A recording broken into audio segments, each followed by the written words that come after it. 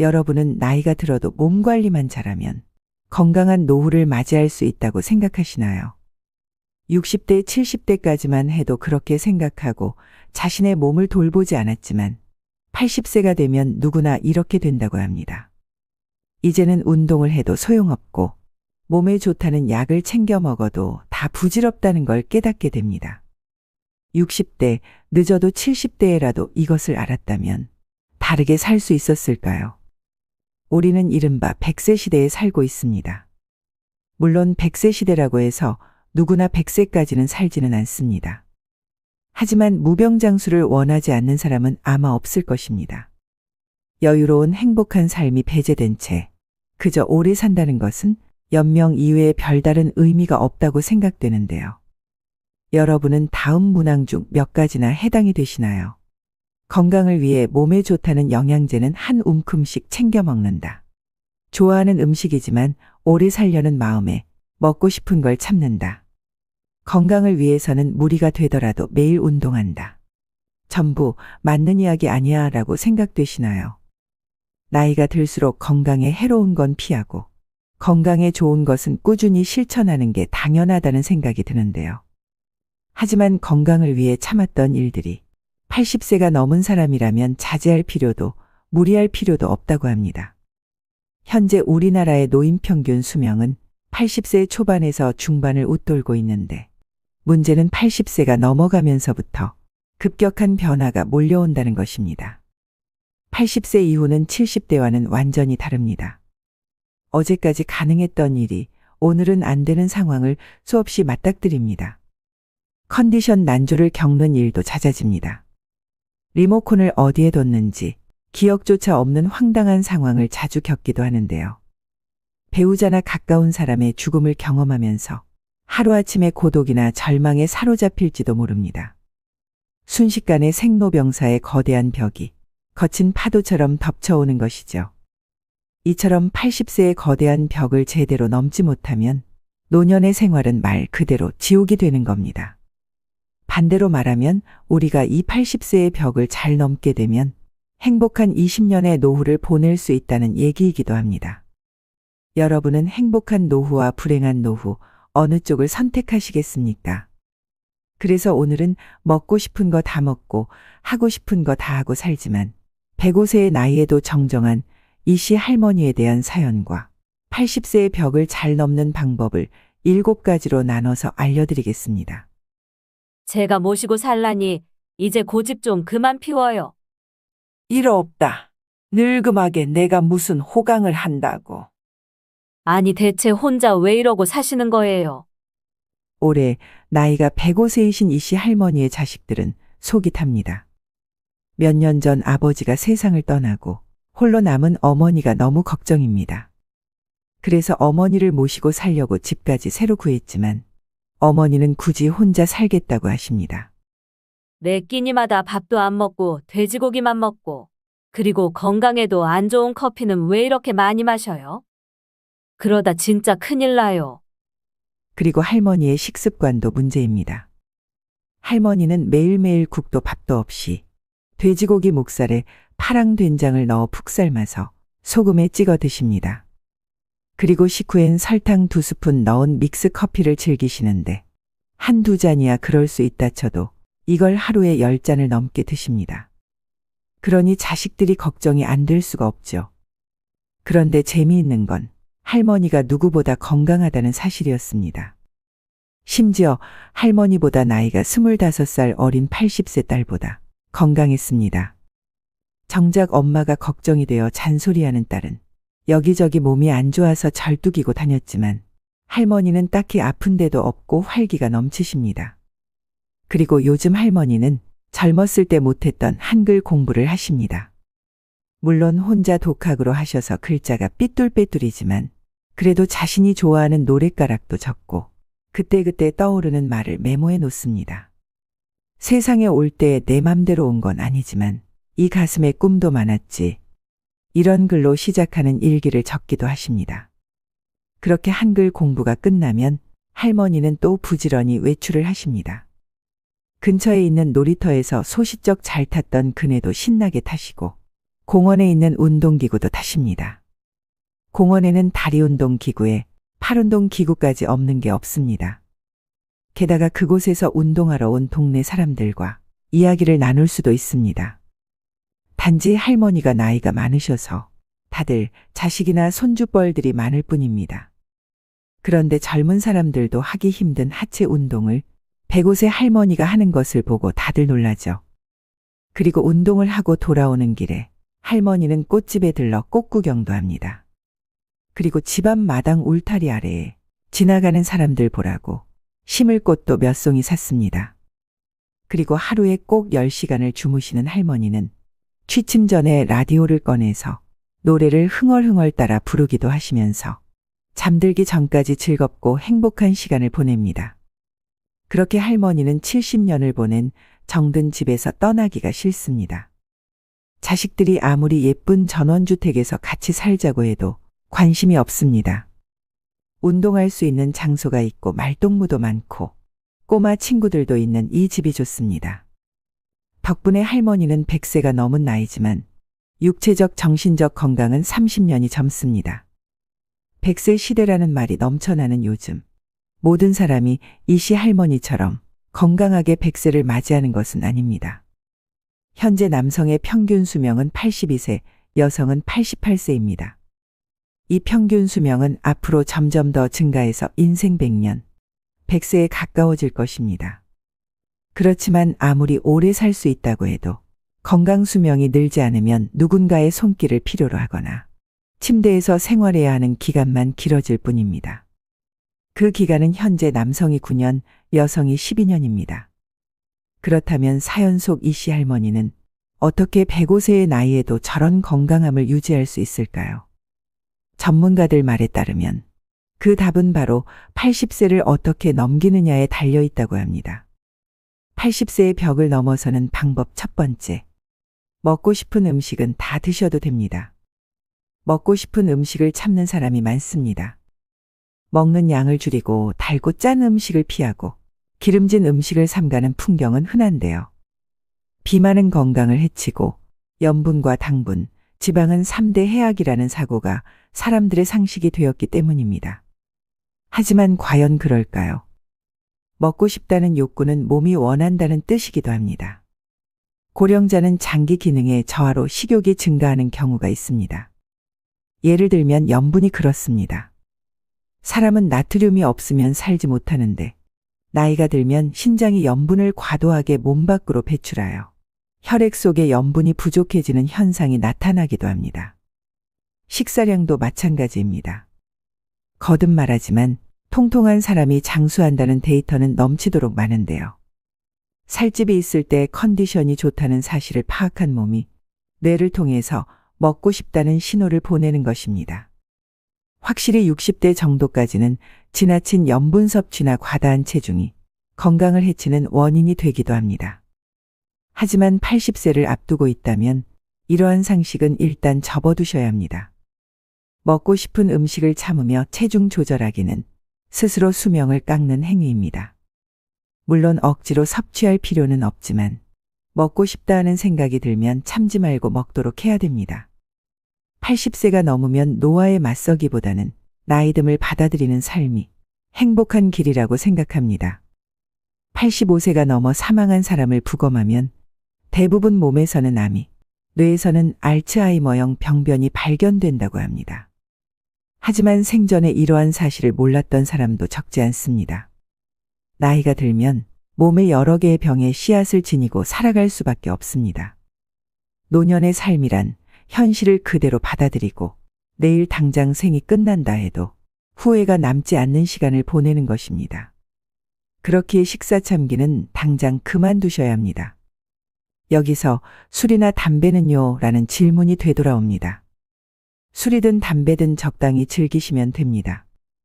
다만 술 같은 경우엔 연속 음주는 피해야 합니다. 연속 음주란 매일 마신다가 아니라 온종일 마신다입니다. 고령자는 시간이 많아서 종일토록 술을 입에 달고 사는 사람이 있는데 연속 음주만은 절대로 해서는 안 됩니다. 80세의 벽을 넘어서는 방법 두 번째. 자녀에게 돈을 남기지 말고 다 쓰고 죽으세요. 노후의 최고 재산은 추억입니다. 사람은 나이가 들면서 서서히 몸이 약해지고 행동 반경이 좁아집니다. 그리고 마지막에는 침대에서 지내는 날들이 많아집니다. 이때 버팀목이 되어주는 것이 바로 그때 참 즐거웠는데라는 추억들입니다. 만약 여러분에게 물려줄 정도의 자산이 있다면 추억을 만드는 데 쓰거나 자기 행복을 위해 쓰셔야 됩니다. 80세가 넘은 고령자는 지금 당장 병이 들고 움직이지 못하게 된다 해도 전혀 이상할 것이 없습니다. 내일 죽게 될지도 모를 일입니다. 그러니 후회 없는 시간을 보내야 합니다. 재산을 자녀에게 남기기 위해 자신이 하고 싶은 것을 참는다는 것은 본말이 전도된 상황입니다. 자기 자신은 물론 자녀도 불행해집니다. 80세의 벽을 넘어서는 방법 세 번째. 고독을 즐길 수 있어야 됩니다. 고령이 되면 배우자나 친구 등의 죽음에 직면하게 됩니다. 평소 사망한 사람에 대한 의존도가 높았을수록 상실감도 더 큽니다. 이럴 때는 어떻게 해야 할까요? 마음을 단단히 먹는 수밖에 없습니다. 냉정하게 들릴지 모르지만 죽은 사람은 살아 돌아오지 않습니다. 그렇다면 새로운 만남을 추구하거나 고독은 편한 것이라고 발상을 전환하여 새로운 즐거움을 찾는 수밖에 없습니다. 젊은 세대의 사람의 의외의 힌트가 있습니다.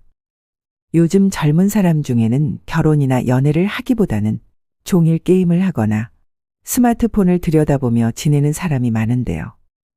즉, 마음 편한 고독을 즐기는 것입니다.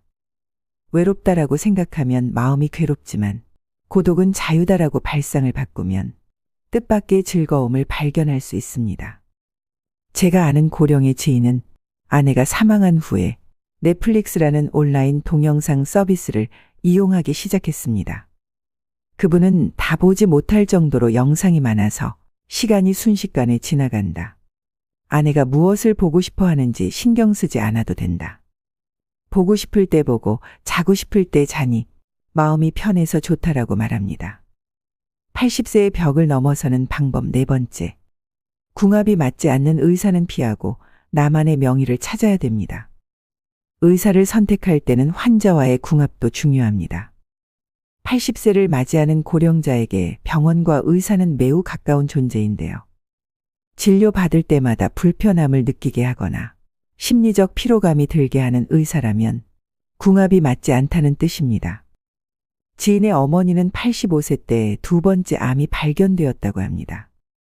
그러나 더 이상 수술은 하지 않는다라고 결심하고 있었기에 의사에게 솔직히 말했더니 생각지도 못한 대답이 돌아왔습니다. 그럼 원하는 대로 하세요. 수술이 필요 없다면 제가 해드릴 치료는 없습니다라는 답변이었습니다. 이런 말까지 듣고 그 병원에 다닐 수는 없었습니다. 의사의 불섭생이라는 말이 있습니다. 의사가 자기 건강이나 신체에는 무관심하다는 뜻입니다. 거짓말 같은 참말로 많은 의사들은 환자에게는 약이나 검진을 권하지만 정작 본인은 원하지 않습니다. 물론 의사는 환자의 인생이나 건강이 어떻게 되든 상관없다고는 생각하지 않습니다. 당면한 병의 치료를 최우선으로 생각할 따름입니다. 그러나 환자들은 의사의 말에 상처받거나 괴로워하죠. 병원과의 궁합은 문을 열고 들어가는 순간에 알 수 있는데요. 분위기가 밝다면 의사와 환자의 소통이 잘 이루어진다는 증거이고 반대로 어딘가 모르게 어둡다면 피해야 합니다. 인생 경험이 풍부한 여러분의 감각이 알려주는 것이니 그 직감을 믿으셔야 합니다.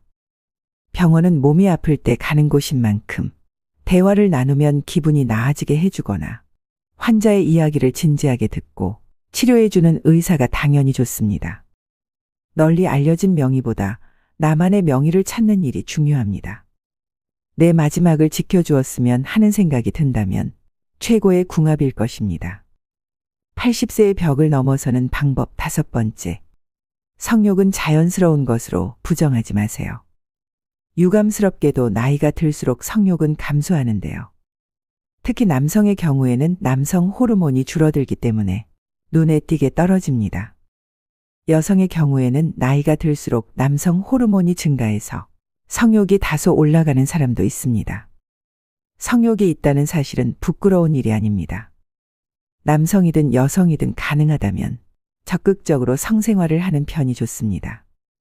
얼마 전 어느 신문 고민 상담란에 79세 남성의 사연이 올라왔습니다. 거의 날마다 자위하는 나는 비정상인가요? 라는 고민이었습니다. 정상입니다. 멋진 일이라고 생각합니다. 남성 호르몬이 충분히 분비되고 있다는 증거입니다. 즐길 수 있을 때 즐기지 않으면 손해입니다. 그리고 풍부한 남성 호르몬은 판단력이나 근력을 높여 젊음을 유지하는 데에도 도움이 됩니다. 여성도 마찬가지입니다. 성욕이 있는 사람도 있고 전혀 없는 사람도 있겠지만 이것은 그저 개인차일 뿐입니다. 80세의 벽을 넘어서는 방법 6번째. 할 수 있는 일은 포기하지 마세요. 할 수 있는 일을 계속 유지하는 것.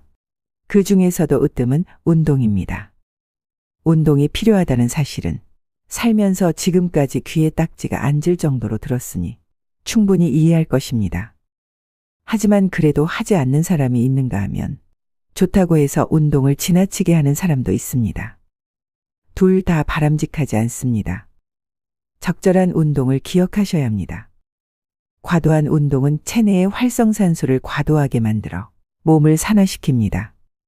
스포츠 선수 중에 나이보다 들어 보이는 사람이 많은 이유도 이 때문인데요. 80세 이상의 고령자에게는 걷기 운동이 딱 알맞습니다. 즉, 산책입니다. 시간은 하루에 30분 정도가 이상적입니다. 한 번에 30분을 걸어도 되고 아침, 점심, 저녁으로 나누어 각 10분씩 합계 30분이어도 상관없습니다. 가능하면 조금 빠른 속도로 팔을 흔들면서 걷도록 해야 합니다. 산책에는 또 다른 효과가 있는데요. 자연광을 쏘이면 세로토닌이라는 뇌내 물질이 분비됩니다. 이 물질은 행복 호르몬이라고 불리는데 마음을 안정시키거나 머리 회전을 좋게 만드는 역할을 합니다. 산책 이외에 청소나 세탁 같은 집안일도 훌륭한 운동이 됩니다. 이처럼 몸을 수시로 움직이는 일이 중요합니다. 아, 귀찮아라는 생각이 들더라도 오히려 반대로 몸을 움직여 봅시다. 80세의 벽을 넘어서는 방법 마지막 7번째. 약은 좋지 않을 때만 먹으세요. 장수하는 약은 없습니다. 또 약을 계속 먹어야 오래 산다는 근거는 어디에도 없습니다. 그저 자기 소신껏 사는 것이 제일의 방법입니다. 의사에게 수치가 높더라도 건강한 삶을 우선하고 싶다라고 말했는데 들어주지 않는다면 좋은 의사가 아닙니다. 그런 의사는 환자가 거절하면 됩니다. 선생님이 그리 말하니까 선생님 눈밖에 날까 봐서 의사의 안색만 살피며 참는 사람이 있는데 약을 먹어야 오래 산다는 확실한 근거는 의사에게도 없습니다. 다량의 약을 지속해서 복용하면 어떻게 될까요? 당연히 몸에 큰 부담을 줍니다. 왜냐하면 약은 독이기도 하기 때문입니다. 특히 고령자일수록 많은 약을 함께 쓰면 문제가 됩니다. 본래 약이란 몸이 좋지 않을 때 치료를 위해 먹는 것입니다. 오늘날에는 오래 살려고 약을 먹는 사람이 많지만 관련된 근거에 대한 조사나 연구는 제대로 이루어지지 않고 있습니다. 머리가 아프면 두통약을 먹고 위가 아프면 위장약을 먹으면 됩니다. 물론 꼭 먹어야 하는 약도 있으므로 모든 약을 끊을 수는 없지만 일상생활의 활동 수준을 방해하지 않도록 최소한에 머물러야 합니다. 이것이 80세 이상의 고령자가 약과 어울리는 올바른 방법입니다. 80세의 벽을 잘 넘는 방법 6가지를 말씀드렸습니다. 지금까지의 인생은 하루하루가 바쁘고 무언가에 쫓기듯 살아오셨을 겁니다. 하지만 80세부터는 다릅니다. 천천히 하루를 살아도 됩니다. 좋아하는 일을 하고 싫어하는 일은 하지 않는 것. 이것은 80세가 넘은 고령자의 기본 자세입니다. 사실은 하고 싶은데 참는다 혹은 사실은 하기 싫은데 참는다와 같은 태도는 지금 당장 그만두시길 권합니다. 80대는 어느 날 갑자기 움직이지 못하게 될 위험을 항상 안고 있기 때문입니다. 그때 할 걸 그랬다라고 후회하는 일이 없도록 해야 됩니다. 목표와 기한을 정할 필요도 없습니다. 마음 흐르는 대로 그렇게 하루하루 알차게 평온한 나날을 보내며 나도 모르는 사이에 80세의 벽을 넘어서는 것이 이상적인 방법입니다. 오늘도 노후의 지혜와 함께 해주셔서 감사드립니다.